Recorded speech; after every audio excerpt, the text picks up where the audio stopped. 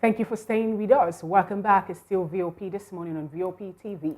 We have Nnamdi Kanu, the leader of the indigenous people of Biafra, IPOB, to be part of what we'll be looking at this morning.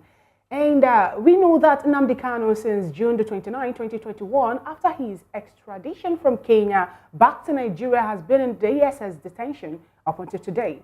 This case between federal government and Kanu has been going out, falling back in so many courts, even when it got to the apex court in Nigeria.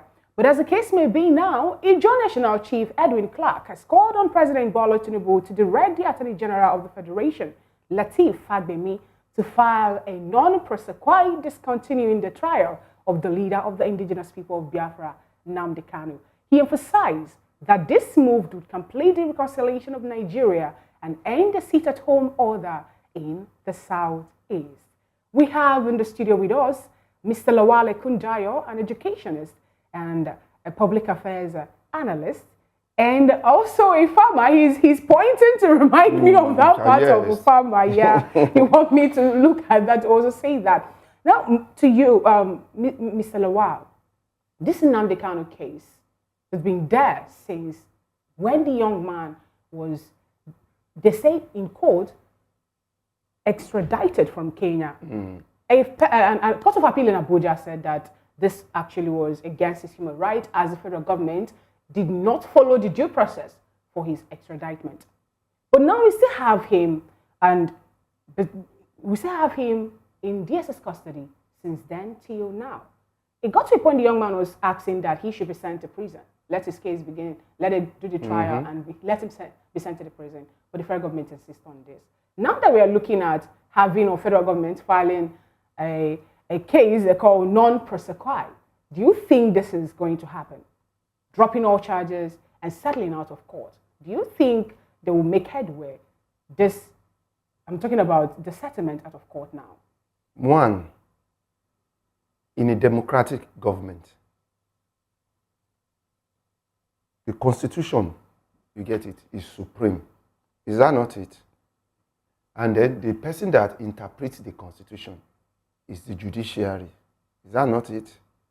And when the judiciary interprets the constitution or tell us what the law says, we all have to abide by it. Is that not democracy? Abi? Now the question is, what did the court, you get it, rule concerning Nnamdi Kanu?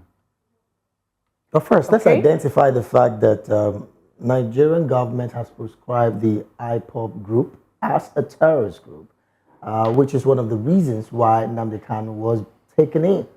Now, at this point, what we are trying to find out from you now is, do you think that this settlement out of court would die down a lot of the tensions even around the Southeast?